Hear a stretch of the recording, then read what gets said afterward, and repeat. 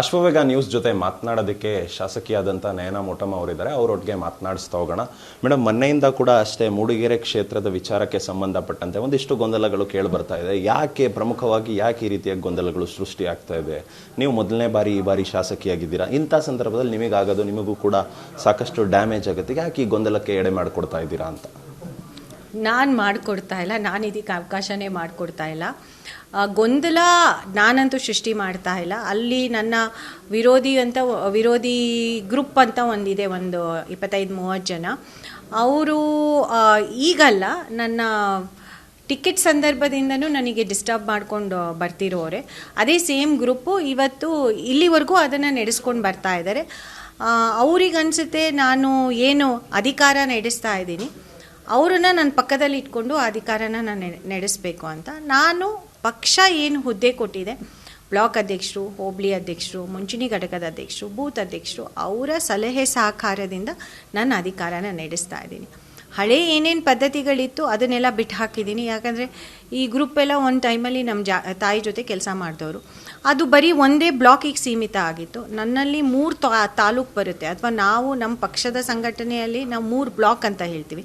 ಆ 3 ಬ್ಲಾಕನ್ನು ಎಲ್ಲರನ್ನೂ ಜೊತೆ ತೊಗೊಂಡು ಕೆಲಸ ಮಾಡ್ತಾ ಇದ್ದೀನಿ. ಅದಕ್ಕೆ ಇವತ್ತು ಎಲ್ಲ ಬ್ಲಾಕ್ನವರು, ಎಲ್ಲ ಹೋಬಳಿಯವರು ನನಗೆ ವಿಶ್ವಾಸ, ನನಗೆ ಬೆಂಬಲ ವ್ಯಕ್ತಪಡಿಸಲಿಕ್ಕೆ, ಇಲ್ಲಿ ವರಿಷ್ಠರ ಹತ್ರ ಮಾತಾಡಲಿಕ್ಕೆ, ಇದಕ್ಕೆ ಒಂದು ಫೈನಲ್ ಫುಲ್ ಸ್ಟಾಪ್ ಇಡಬೇಕು ಅಂತ ಇವತ್ತು ಇಲ್ಲಿ ಬಂದಿದ್ರು. ಮೇಡಮ್, ಆದರೂ ಕೂಡ ಅವರೆಲ್ಲರೂ ಬಂದು ಒಂದು ಕಡೆ ದೂರ ನೀಡ್ತಕ್ಕಂಥದ್ದು, ನೀವು ಬಂದದಕ್ಕೆ ಕ್ಲಾರಿಟಿ ಮಾಡಿಕೊಡೋ ಅಂಥದ್ದು, ಇದೆಲ್ಲವೂ ಕೂಡ ಒಂದು ರೀತಿಯ ಗೊಂದಲನೇ ಉಂಟಾಗ್ತಿದೆ ಅಲ್ಲಿನ ಕ್ಷೇತ್ರದ ಜನಕ್ಕಾಗಿರ್ಬೋದು. ಮತ್ತು ಇನ್ನೊಂದು ಆರೋಪ ನಿಮ್ಮ ಮೇಲೆ ಕೇಳಿಬರೋ ಅಂಥದ್ದು, ನೀವು ಕ್ಷೇತ್ರದಲ್ಲಿ ಹೆಚ್ಚು ಇರೋದಿಲ್ಲ, ಕ್ಷೇತ್ರದ ಜನಕ್ಕೆ ಕೈಗೆ ಸಿಗೋದಿಲ್ಲ ಅನ್ನೋ ಒಂದು ಆರೋಪ. ಈಗೇನು ನೀವು ಈಗಾಗಲೇ ಹೇಳಿದ್ರಿ ನಿಮ್ಮ ವಿರೋಧಿ ಗುಂಪು ಅಂತ, ಅವರ ಆರೋಪ ಈ ರೀತಿಯಾಗಿ ಮಾಡ್ತಿದ್ದಾರೆ. ಯಾಕೆ ಈ ಆರೋಪಗಳು? ನಿಜಾನ? ನೀವು ಕ್ಷೇತ್ರದ ಜನಕ್ಕೆ ಸಿಗ್ತಾ ಇಲ್ವಾ? ಹೆಂಗೆ ಅದು ಅನ್ಸುತ್ತೆ ಕ್ಷೇತ್ರದ ಜನ ಮುಂದಿನ ಚುನಾವಣೆಯಲ್ಲಿ ಅದಕ್ಕೆ ಉತ್ತರ ಕೊಡ್ತಾರೆ. ಬಟ್ ನನಗೆ ಸಂಪೂರ್ಣ ವಿಶ್ವಾಸ ಇದೆ. ನಾನಂತೂ ಕ್ಷೇತ್ರದಲ್ಲೇ ಇದ್ದೀನಿ, ಕ್ಷೇತ್ರ ಜನ ಜೊತೆ ಇದ್ದೀನಿ. ಅದರಿಂದ ಅಷ್ಟು ಅನುದಾನ ತರಲಿಕ್ಕೆ ಸಾಧ್ಯ ಆಗಿದೆ, ಅದರಿಂದ ಅಷ್ಟು ಮಟ್ಟಕ್ಕೆ ಅಭಿವೃದ್ಧಿ ಮಾಡಲಿಕ್ಕೆ ಸಾಧ್ಯ ಆಗಿದೆ. ನನ್ನ ಕಾರ್ಯವೈಖರಿನ ಎಲ್ಲ ಕ್ಷೇತ್ರದವ್ರಿಗೆ ಎಲ್ಲರಿಗೂ ಗೊತ್ತಿದೆ. ನನ್ನ 180 ಕಿಲೋಮೀಟ್ರ್ ನಂದು ಕ್ಷೇತ್ರ. ಎಷ್ಟು ಅಡ್ಡಾಡ್ತೀನಿ, ಎಷ್ಟು ಜನಕ್ಕೆ ನಾನು ಭೇಟಿ ಮಾಡ್ತೀನಿ ಅಂತ. ಪ್ರತಿ ವಾರಕ್ಕೆ ನಾನು ಒಂದು ದಿನ ಬರೀ ಮೀಸಲು ಜನಸಂಪರ್ಕಕ್ಕೆ ಇಟ್ಕೊಂಡಿರ್ತೀನಿ. ಸೊ ನಾನು ಬೇರೆ ಯಾರಿಗೂ ಸ್ಪಷ್ಟೀಕರಣ, ಅದು 25-30 ಜನಕ್ಕೆ ಸ್ಪಷ್ಟೀಕರಣ ಕೊಡೋ ಅವಶ್ಯಕತೆ ಇಲ್ಲ. ನನಗೆ 2,32,000 ವೋಟರ್ಸ್ ಇರೋದು. ಅವ್ರ ವೋಟರ್ಸಿಗೆ ಚೆನ್ನಾಗಿ ತಿಳಿದಿದೆ ನಯನಾ ಮೋಟಮ್ಮ ಏನು ಅಂತ. ನಯನಾ ಮೋಟಮ್ಮನ ಬಂದ ಮೇಲೆ ಯಾವ ರೀತಿ ಅಧಿಕಾರನ ನಡೆಸಿದ್ದಾರೆ, ಆ ಒಂದು MLA ಪದವಿಗೆ ಏನು ಅರ್ಥ ಕೊಟ್ಟಿದ್ದಾರೆ ಅಂತ ನನ್ನ ಕ್ಷೇತ್ರದ ಜನಕ್ಕೆ ತುಂಬ ಚೆನ್ನಾಗಿ ಗೊತ್ತಿದೆ. ಮೇಡಮ್, ಇನ್ನೊಂದು ಆರೋಪ ಏನಂದರೆ, ನಯನಾ ಮೋಟಮ್ಮ ಅವರಿಗೆ ಕೇಸರಿ ಅಂದರೆ ಅತಿ ಹೆಚ್ಚು ಪ್ರೀತಿ. ಕೇಸರಿ ನಾಯಕರ ಜೊತೆ ಹೆಚ್ಚು ಗುರುತಿಸ್ಕೊಳ್ತಾರೆ, ಬಜರಂಗ ದಳ ಕಾರ್ಯಕರ್ತರು, ಇಂಥವ್ರ ಜೊತೆ ಎಲ್ಲ ಅವ್ರು ಓಡಾಟ ಮಾಡ್ತಾರೆ ಅನ್ನೋದು ಒಂದು ಆರೋಪ. ಕಾಂಗ್ರೆಸ್ನಲ್ಲಿ ಇತ್ಕೊಂಡು ಈ ರೀತಿಯಾಗಿ ಮಾಡ್ತಾರೆ ಅಂತ ನಿಮ್ಮ ಬೆಂಬಲಿಗರದು ಕೆಲವೊಬ್ರದ್ದು. ಅದಕ್ಕೇನು ಸ್ಪಷ್ಟೀಕರಣ ಕೊಡ್ತೀರಾ? ನನಗೆಲ್ಲ ಬಣ್ಣಗಳು ಇಷ್ಟ. ಮೊದಲನೇದಾಗಿ ನಾನು ಸ್ವಲ್ಪ ಕಡಿಮೆ ಕಪ್ಪು ಮತ್ತು ಬಿಳಿ ಜಾಸ್ತಿ ಹಾಕೋದಿಲ್ಲ.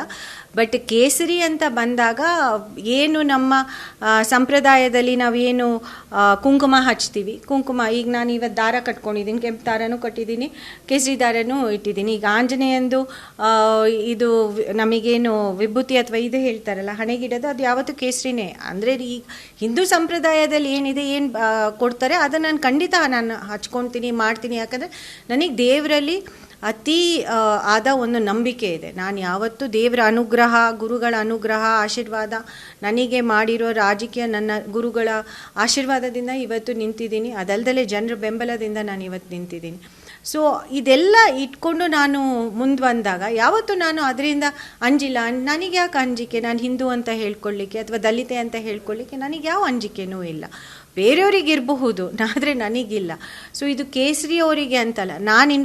ನಾನು ಅಧಿಕಾರ ನಡೆಸಿರೋ ರೀತಿ ಅಂದರೆ, ನಾನು ಯಾವತ್ತೂ ಹೇಳಿದ್ದು ಸಮಗ್ರ ಅಭಿವೃದ್ಧಿ ಅಂತ. ನನ್ನ ಹತ್ರ ನಮ್ಮ ಕಾಂಗ್ರೆಸ್ ಪಕ್ಷದ ಕಾರ್ಯಕರ್ತರು ಬಂದಾಗಲೂ, ಅಥವಾ BJP ಅವ್ರು ಬಂದಾಗಲೂ, ಅಥವಾ JDS ಅವರು ಬಂದಾಗಲೂ ನಾನು ಏನಂತ ನೋಡೋದು ಅಂದರೆ, ಅವರು ನಮ್ಮ ಕ್ಷೇತ್ರದ ಹಿತದೃಷ್ಟಿಯಿಂದ, ನಮ್ಮ ಕ್ಷೇತ್ರದ ಸಾರ್ವಜನಿಕರು, ಜನರು ಅಂತ ಅವ್ರಿಗೆ ಕೆಲಸ ಆಗಬೇಕು ಅಂತ ನಾನು ನೋಡ್ತೀನಿ. ಅದಕ್ಕೆ ನನಗೆ ಯಾವುದೇ ವಿರೋಧ ಪಕ್ಷದವ್ರದ್ದು ಏನೇ ಯಾವುದೇ ರೀತಿ ನನಗೆ ಅಡ್ಡಿ ಅಥವಾ ನನ್ನ ಟೀಕೆ ಅಥವಾ ನನಗೆ ಯಾವುದೇ ರೀತಿ ವಿರೋಧ ಅವ್ರು ಇಲ್ಲಿವರೆಗೂ ವ್ಯಕ್ತಪಡಿಸಿಲ್ಲ. ಯಾಕಂದರೆ ನಾನು ಎಲ್ಲರನ್ನೂ ಜೊತೆ ಕರ್ಕೊಂಡು ಹೋಗ್ತೀನಿ. 25-30 ಜನಕ್ಕೋಸ್ಕರ ನಾನು ನನ್ನ ರೀತಿ ನೀತಿನ ಬದಲಾಯಿಸ್ಲಿಕ್ಕೆ ಆಗೋದಿಲ್ಲ. ಮೇಡಮ್, ಇವತ್ತು ಮುಖ್ಯಮಂತ್ರಿ ಅವ್ರಿಗೂ ಕೂಡ ಭೇಟಿ ಮಾಡಿದ್ರಿ ನಿಮ್ಮ ಬೆಂಬಲಿಗರ ಜೊತೆ. ಯಾವ ರೀತಿಯಾಗಿ ವಿಶ್ವಾಸ ತುಂಬುವಂಥ ಕೆಲಸಕ್ಕೆ ಮುಂದಾಗಿದ್ರು ಮುಖ್ಯಮಂತ್ರಿಗಳು? ನಿಮಗೇನಂತ ಹೇಳಿದ್ದಾರೆ? ನಿಮಗೇನಂತ ವಿಶ್ವಾಸವನ್ನು ವ್ಯಕ್ತಪಡಿಸಿದ್ದಾರೆ ಅವರು? ಸರ್, ಮುಖ್ಯಮಂತ್ರಿಗಳ ಬಗ್ಗೆ ಹೇಳಬೇಕು ಅಂದರೆ ನಾನಂತೂ ಒಂಥರ ಸುಮಾರು ಕಡೆ ಹೇಳಿದ್ದೀನಿ. ಅವ್ರು ನನ್ನ ರಾಜಕೀಯ ಗುರುಗಳು, ನನ್ನನ್ನು ಬೆಳೆಸಿದವರು, ಅವರು ನನಗೆ ಟಿಕೆಟ್ ಕೊಟ್ಟವರು. ಅವರಿಗೆ ನನ್ನ ಬಗ್ಗೆ ಅವ್ರಿಗೆ ಚೆನ್ನಾಗಿ ತಿಳಿದಿದೆ. ನಾನು ರಾಜಕೀಯ ಪ್ರವೇಶ ಆಗೋಕ್ಕಿಂತ ಮುಂಚೆಯಿಂದ ಅವ್ರು ನನ್ನನ್ನು ನೋಡ್ಕೊಂಡು ಬಂದಿದ್ದಾರೆ. ಈಗ ರಾಜಕೀಯದಲ್ಲಿ ಬಂದ ಮೇಲೆ ಇನ್ನೂ ಜಾಸ್ತಿ ಒಡನಾಟ ಆಗಿದೆ. ಅವ್ರಿಗೆ ಗೊತ್ತಿದೆ ನಾನು ಹೇಗೆ ಅಂತ, ನನ್ನ ರೀತಿ ನೀತಿ ಅಥವಾ ನನ್ನ ಸ್ವಭಾವ ಬಗ್ಗೆ ಅವರಿಗೆ ತಿಳುವಳಿಕೆ ಇದೆ. ಏನು ಒಂದು ಅವರ ಒಂದು ಇವರಿಗೆ ಶಿಷ್ಯರಿಗೆ ಏನು ಅಡ್ವೈಸ್ ಮಾಡಬೇಕು ಅದೇ ರೀತಿ ನನಗೆ ಯಾವತ್ತೂ ಅಡ್ವೈಸ್ ಮಾಡಿದ್ದಾರೆ. ಇವತ್ತು ಅವರು ಒಳ್ಳೆ ರೀತಿಯಲ್ಲೇ ನಮ್ಮೆಲ್ಲ ಕಾರ್ಯಕರ್ತರಿಗೂ ಸ್ಪಂದಿಸಿದ್ರು. ಆ್ಯಕ್ಚುಲಿ ಅವ್ರಿಗೂ ನಿರೀಕ್ಷೆ ಇರಲಿಲ್ಲ, ನನಗೂ ಇಷ್ಟೊಂದು ಜನ ನಿರೀಕ್ಷೆ ಇರಲಿಲ್ಲ ಇಷ್ಟೊಂದು ಜನ ಬರ್ತಾರೆ ಅಂತ. ಇಲ್ಲ, ಭೇಟಿ ಮಾಡಲೇಬೇಕು ಅಂತ. ನಾನು ಆ್ಯಕ್ಚುಲಿ ಮುಖ್ಯಮಂತ್ರಿಗಳನ್ನ ಇನ್ನೂ ಒಳ್ಳೆ ರೀತಿಯಲ್ಲಿ ನಮ್ಮ ಎಲ್ಲ ಕಾರ್ಯಕರ್ತರು ಅವರಿಗೆ ಒಂದು ಶುಭಾಶಯಗಳನ್ನ ತಿಳಿಸ್ಬೇಕು ಅಂತ ನನ್ನ ಮನಸ್ಸಲ್ಲಿ ಇದ್ದಿದ್ದು. ಬಟ್ ಆ ಥರ ಆಗಲಿಲ್ಲ, ಈ ಥರ ಸನ್ನಿವೇಶ ಸೃಷ್ಟಿಯಾಯಿತು. ಬಟ್ ಸರ್ ಹೇಳಿದರು ನಾನು ನಯನನ ಬೆಂಬಲಕ್ಕೆ ಇದ್ದೀನಿ ಅಂತಲೇ ಅವ್ರು ಮಾತಾಡಿದ್ದು, ಬೇರೆ ಇನ್ನೇನೂ ಮಾತಾಡಿಲ್ಲ. ನಮ್ಮೆಲ್ಲರ ಆಹ್ವಾನಗಳನ್ನು ಕೇಳಿಸ್ಕೊಂಡ್ರು. ಯಾರೂ ಆ ಥರ ಕಂಪ್ಲೇಂಟ್ ಮಾಡಿಲ್ಲ, ನೀವು ವರಿ ಮಾಡ್ಕೋಬೇಡಿ, ನಾವು ಇದ್ದೀವಿ ಅಂತಲೇ ಹೇಳಿದ್ದು ಅವರು. ಮೇಡಮ್, ಕೊನೆಯದಾಗಿ ಮೇಡಮ್, ಈಗಾಗಲೇ ಸಚಿವ ಸಂಪುಟ ವಿಸ್ತರಣೆ ಆಗೋದು ಕೂಡ ಇನ್ನು ಬಾಕಿ ಇದೆ. ನೀವು ಕೂಡ ಸದ್ಯದ ಮಟ್ಟಿಗೆ ಸಚಿವ ಸ್ಥಾನದ ಆಕಾಂಕ್ಷಿಯಾಗಿದ್ದೀರಾ. ಅಂಥ ಸಂದರ್ಭದಲ್ಲಿ ಈ ಥರ ಬರ್ತಾ ಇರ್ತಕ್ಕಂಥದ್ದು ಇದೆಲ್ಲ ಒಂದು ಕಡೆ ನಿಮ್ಮ ವಿರೋಧಿ ಬಣ ಈ ರೀತಿಯಾಗಿ ನಿಮಗೆ ಸಚಿವ ಸ್ಥಾನ ಸಿಗಬಾರ್ದು ಅಂತ ಏನಾದರೂ ಮಾಡ್ತಾ ಇದ್ದಾರಾ? ಏನು ಅನಿಸುತ್ತೆ ಅಂತ? ನಿಮಗೊಂದು ಈ ಬಾರಿ ಸಿಗುತ್ತೆ ಸಚಿವ ಸ್ಥಾನ ಅನ್ನೋದೇನಾದರೂ ಒಂದು ಕನ್ಫರ್ಮ್ ಸಿಕ್ಕಿದೆಯಾ? ಹೇಗೆ? ಸಚಿವ ಸ್ಥಾನದ್ದು ನಾನು ಆಕಾಂಕ್ಷಿ ಅಂತ ನಾನು ಹೇಳೋಕ್ಕೆ ಬಯಸೋದಿಲ್ಲ.